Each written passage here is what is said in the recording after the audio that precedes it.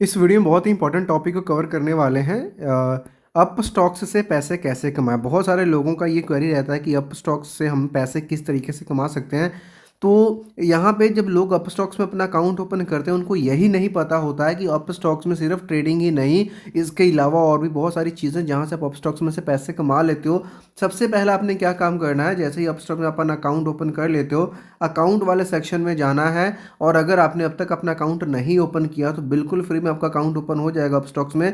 Video के description में आपको लिंक मिल जाएगा और भी काफ़ी सारे बेनिफिट्स मिलेंगे अगर आप अभी अकाउंट ओपन करते हो। तो अकाउंट ओपन करने के बाद सबसे पहले अपने अकाउंट वाले सेक्शन में चले जाना। जैसे ही आप अकाउंट वाले सेक्शन में जाओगे उसके बाद में यहाँ पे देखिए जो सबसे मेन प्रॉब्लम ये है, अपस्टॉक देखिए दो तरह के लोगों के लिए, एक फॉर इन्वेस्टर्स और एक फॉर ट्रेडर्स है। और लोगों का जो यहाँ पे मोस्टली जो अकाउंट है ये अपस्टॉक्स प्रो यानी ट्रेडर्स वाला यहाँ पे ऑन रहता है। तो सबसे पहले तो आपने इसको चेंज करना है। इसको चेंज करते आपका पूरा का पूरा अपस्टॉक्स का इंटरफेस चेंज होने वाला है और आप भी देखोगे कितना ये सिंपल और कितना आसान तरीके से आपको अपस्टॉक्स पैसे कमाने के मौके देता है। इसको मैंने यहाँ पे कर दिया ऑफ, यानी कि इसको मैंने क्या कर दिया, चेंज कर दिया, स्विच कर दिया फॉर इन्वेस्टर्स पे।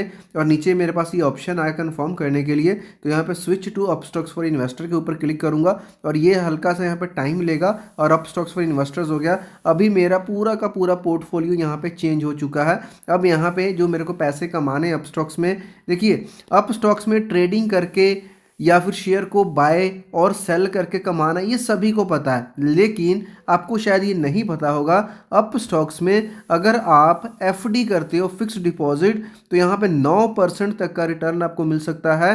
किस तरीके से उस चीज़ को भी यहाँ पे मैं दिखाता हूँ। आप इसमें एसआईपी कर सकते हो, इसमें आप म्यूचुअल फंड से पैसे कमा सकते हो। सारी की सारी चीज़ें इस वीडियो में हम सीखने वाले हैं। तो सबसे पहले यहाँ पे एक इंटरेस्टिंग जो पार्ट है वो फिक्स्ड डिपॉजिट वाला, कि जिसमें आपको एक फिक्स्ड रिटर्न मिल रहा है। जैसे हम इसको क्लिक करते हैं यहाँ पे देखिए जो एफडी टॉप यहाँ पे कंपनीज जो हमें मतलब इंटरेस्ट रेट दे रही हैं, जैसे श्रीराम फाइनेंस अपने आप में एक बड़ा फेमस नाम है, नॉन बैंकिंग फाइनेंशियल कंपनीज के अंदर ही आता है। तो जैसे इसको हम क्लिक करते हैं यहाँ पे देखिए एक एग्जांपल के साथ, अगर आप मान के चलो इसमें कोई एक अमाउंट आप इन्वेस्ट कर रहे हो, इन्वेस्ट यहाँ पे एक राउंड फिगर का अमाउंट लेकर के हम चलते हैं। 1 लाख अमाउंट हमें आकी, अगर आप 1 लाख पैसा इसमें इन्वेस्ट कर रहे हो और ये आप रेगुलर हैं सीनियर सिटीजन के लिए तो और भी ज़्यादा रिटर्न है। तो अगर सिंपल अगर आपकी एज कोई कुछ भी है, आप सीनियर सिटीजन नहीं हो, 1 लाख आपने इन्वेस्ट करा तो 4 महीने 2 महीने के अंदर जो आपका है यहाँ पे 40,000 का प्रॉफिट मिल जाएगा। यानी कि कितना 1.4 लाख बन रहा है। अगर इस पैसे को आप 5 ईयर्स तक रखते हो तो 1.5 लाख यहाँ पे आपका बन जाएगा अमाउंट ये।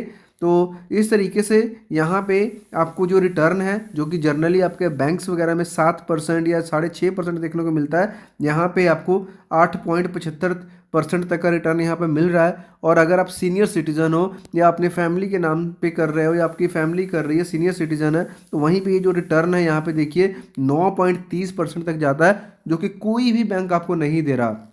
और एफडी करवाने के लिए मिनिमम कितनी अमाउंट है भाई, मिनिमम 5,000 ही यहाँ पे लगने वाला है। तो बहुत सारे लोगों को यहाँ पे एक सवाल होगा कि अगर मैं अप स्टॉक्स में एफडी करके पैसे कमाना चाहता हूँ तो क्या ये बैंक के जितना ही सेफ है। देखिए बैंक के जितना सेफ तो इसको हम नहीं बोल सकते हैं क्योंकि ये आरबीआई के मतलब अंडर नहीं आता या आरबीआई इसको इंश्योर्ड नहीं करती है, बट स्टिल श्रीराम अपने आप में एक बहुत ही अच्छा नाम है इसका और बहुत ही क्रेडिट वर्दी कंपनी है। अब यहाँ पे देखिए इंश्योरेंस ऑफ 5 लाख नहीं मिलता, जो कि बैंक के केसेस में है कि बैंक में अगर आपकी एफडी है 5 लाख तक की, अगर बैंक ख़त्म हो जाता है, बैंक में कुछ हो जाता है, मिस हैपनिंग हो जाए तो आपको 5 लाख तक का पैसा आपको मिलना है, बट इसमें ये आपको नहीं मिलता है। बट हाँ, जो आपने एफडी करवा रखी है अमाउंट की उसके अगेंस्ट आपको लोन मिल जाएगा, श्रीराम फाइनेंस से ही मिल जाएगा। इंटरेस्ट रेट आपको हायर है, वीमेन के लिए अलग से इंटरेस्ट रेट यहाँ पे स्पेशल इंटरेस्ट रेट्स हैं। ओके, अब यहाँ पे एक अहम सवाल है कि लॉक इन पीरियड कितना है। देखिए इसमें अगर आप एफडी करते हो तो 3 महीने तक आप इससे पैसे विड्रॉ नहीं कर सकते।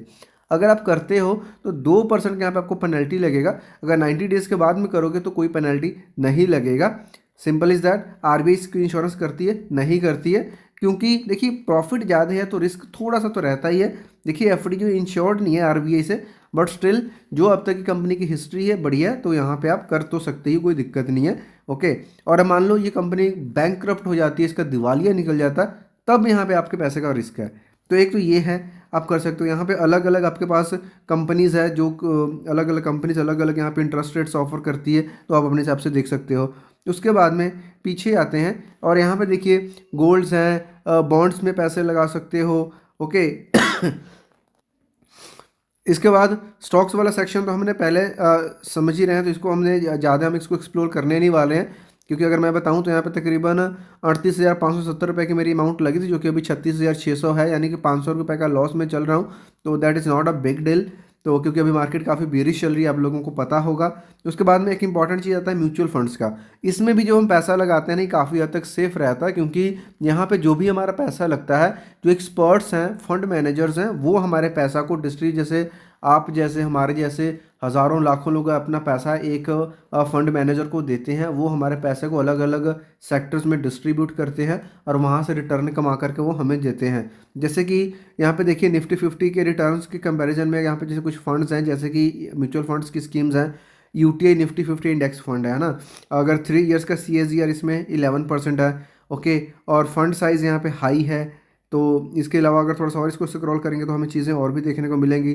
DSP LSS में इसमें आपको 18% है। यहाँ पे किसी भी एक फ़ंड को क्लिक करते हैं, जैसे मैंने DSP ALSS tax saver fund को ओपन करा। अब जब इसको ओपन करूँगा तो यहाँ पे देखिए क्या है कि एक एस्टिमेटेड आपको ये वैल्यू बताएगा कि अगर आप 1,000 इन्वेस्टर करते हो 5 ईयर्स के लिए, तो क्या क्या यहाँ पे आपको वैल्यू निकल करके आती है, क्या यहाँ पे इंडस्ट्री का स्टैंडर्ड क्या है, FD आपको कितना देती है। FD में अगर लगा होगा आपका 1,000 तो कितना बनेगा भाई, सिर्फ 7% मिलेगा, यानी 1,404 रुपये। ओके, और इस फंड में यहाँ पे आपका 2,745 रुपये बन गए। और अगर इसके कैटेगरी मतलब जो ये बोल सकते हो अभी जो इस टाइप के जो फंड्स हैं उसमें तकरीबन इतना गया, बट सबसे ज़्यादा यहाँ पे इसने आपको दिया। ओके, इस तरीके से आप फंड्स को डिसाइड कर सकते हो। मिनिमम अगर SIP क्रिएट करने की हर महीने मेरा 500 लगता है, जब मिनिमम 500 से SIP भी कर सकते हो। और 12 साल पहले फ़ंड ये लॉन्च हुआ है तो बढ़िया है। 3 साल का लॉक इन पीरियड है और NAV अभी इसका चल रहा है 147। एक्सपेंस रेशो यहाँ पे है कितना, 0.74 है, नॉट दैट मच।